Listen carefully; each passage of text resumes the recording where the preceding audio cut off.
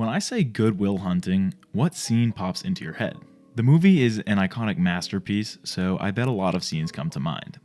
Of course, this includes the breakthrough scene, an unforgettable moment that can bring anyone to tears. How about the Harvard bar scene? Iconic too, right? Of course that's your contention. You're a film buff watching video essays on YouTube. Next you're going to mention how Sean's speech about his wife was the real showstopper of the movie, and then, I'm going to drop that bit. Anyway, this movie is just super memorable and fantastic. But when I revisited it the other day, what I didn't remember was that it's actually really funny too. I found myself laughing out loud, not just the exhale from your nose thing. It's weird because even though I regarded this movie so highly, I just completely forgot about the entire humor element that it brought. Is this a good thing that I forgot? No, it's a great thing. The fact that I forgot all about all the funny moments kind of shows to me that it did comedic relief perfectly. In most movies, comedy can come at a cost if mishandled. In today's video, I'm going to break down how Good Will Hunting curbs the cost of comedy and handles it perfectly by recognizing its role in the narrative. Why do we laugh? What makes a joke funny? Those are two loaded questions, and I'm not even going to pretend to be able to answer them entirely. In a video about comedic relief, however, I am going to have to establish a general idea of comedy.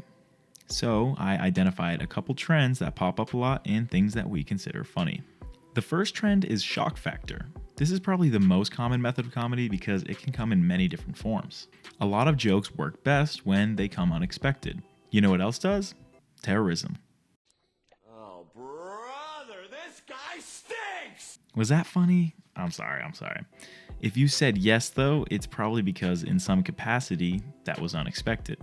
But what happens when comedy is expected? There are plenty of careers out there that depend on making people who pay to laugh actually laugh. So, how do the Larry Davids and Shane Gillises of the world do it? Peter McGraw and his team at the Humor Research Lab determined a more sophisticated theory on this idea of shock factor. He calls it the benign violation theory. There's a great TED Talk where he breaks it down, so I put the link in the description below. Basically, his term for shock factor is a violation, or breaking of an expectation or norm. As long as it doesn't hit too close to home, aka it's benign, the violation can be funny. This is why you can go into a stand-up show or watch a comedy movie with the expectation to laugh and still, of course, laugh. The other trend I've seen in comedy is that every joke has a victim. A good example of when comedy has victims is sarcasm. Sarcasm is a way to mock someone, and is usually achieved by saying one thing but meaning the complete opposite. Right, because the viewers definitely don't know what sarcasm is. See?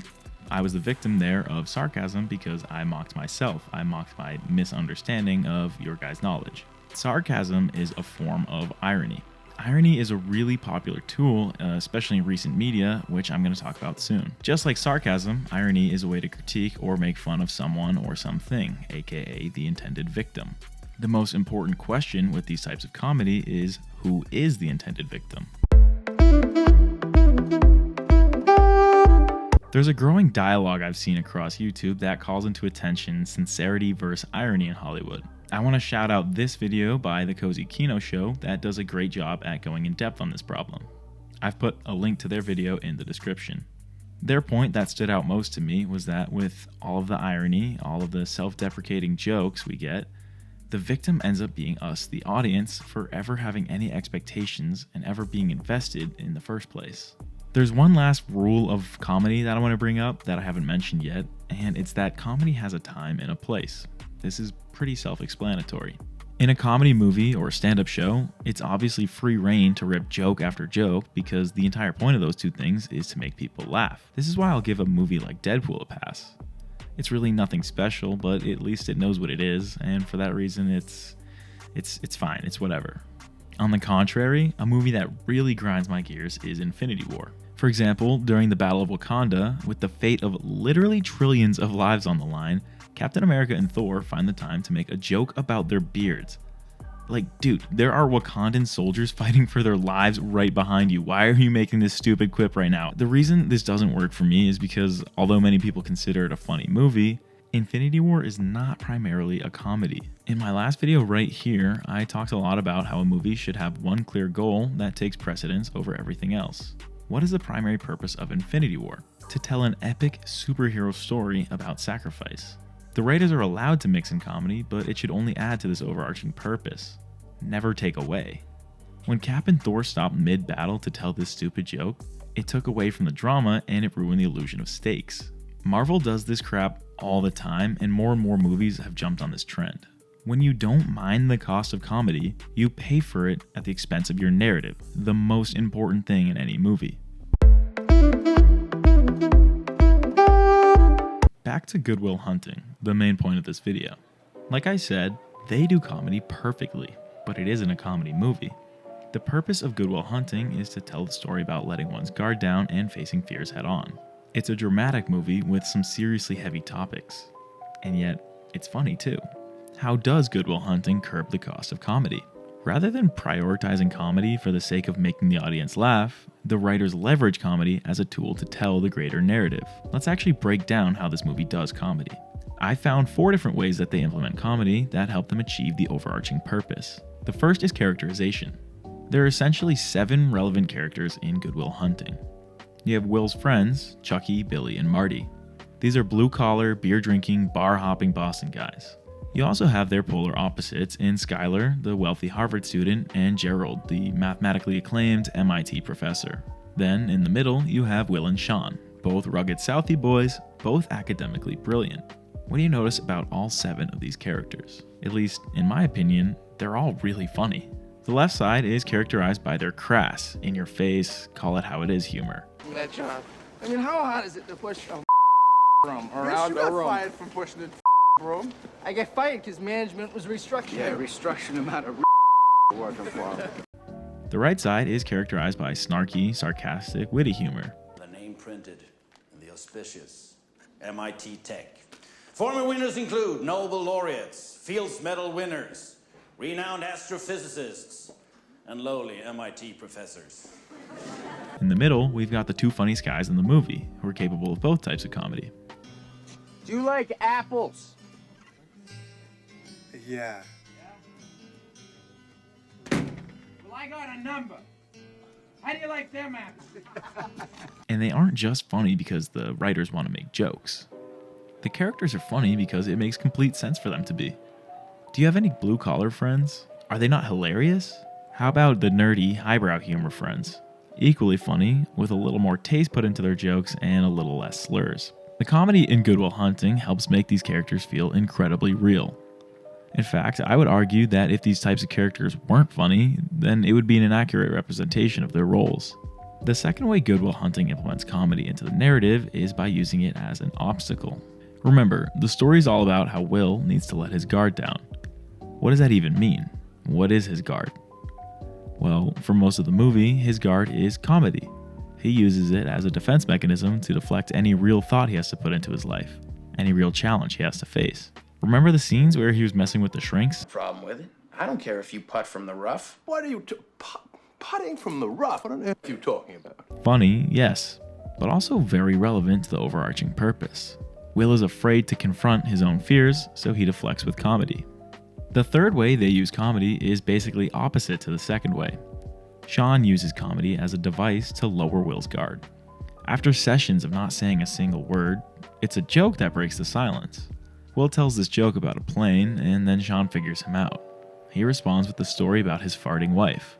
It's a wholesome moment, and Will finally seems to buy into these sessions, where these two continue to strengthen their bond through comedy. The fourth and final way that Good Will Hunting uses comedy to help its narrative is actually a way that most movies get wrong. Comedic relief. It's a very difficult, delicate challenge to balance comedic relief into a script when, as I talked about earlier, comedy's not the main purpose. As the audience, ask yourself, what is it I need relief from? Dramatic tension? Are we not mature enough to handle a serious commentary? Well, kinda, yeah. Where I think comedic relief excels is lowering the audience's guards. Having emotional scene after emotional scene makes for a very tense viewing experience. Comedic relief can come in at carefully calculated moments and, well, give relief to this tension and lower our guards. This can actually enable future moments of higher stakes to hit harder. As I talked about earlier, however, it's of utmost importance that the comedy never oversteps. With Good Will Hunting, we have some hilarious scenes that almost feel out of a comedy movie. The thing is, these scenes never really interfere with high stakes moments, and they don't take away from the narrative. The writers knew better than to do this. Imagine if after Sean gave his speech about his late wife, he then cracked some joke about her.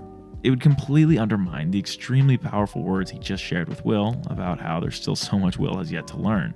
It'd be so out of place, and it would ruin the moment. For the last time, before everything else, Good Will Hunting is a drama about facing fears. This takes precedence over everything else they may want to achieve with this movie. That's why all of the heartfelt moments are uninterrupted by stupid jokes and cheap So, in sum, what have we learned? Well, we learned how to curb the cost of comedy. The first way to do this is to make characters feel real. We have to make sure that when the characters are making a joke, it's something they would naturally say, not the writer. Consider who their audience is. Is it fellow characters, or is it the actual movie audience? A good sign a joke makes natural sense in a movie is if the characters are laughing too. 2, we can use it as a narrative device. Consider what comedy means to the characters and how it impacts their decisions, their perspectives, and their goals. Remember, Will used it as a defense mechanism, and Sean essentially used it as offense. 3, time it right. Make sure it never impedes on meaningful scenes. Don't force it anywhere. After all, it's just a complement to the narrative. Notice how I kind of stopped making jokes as the video got a little more serious? The main purpose of this video was to highlight what Good Will Hunting does right. The main purpose wasn't to just make jokes over and over. Any jokes I did add were complimentary, and hopefully I never kind of overstepped with them and ruined my overarching narrative. What do you think? Did I successfully curb the cost of comedy? As always, I hope you enjoyed this video. Thanks again for showing so much love to this channel. The past few weeks have been so much fun, and I'm really motivated to just keep figuring out the best content that I can. If you enjoyed any of this, I hope you like and consider subscribing. Until next time, thanks for watching.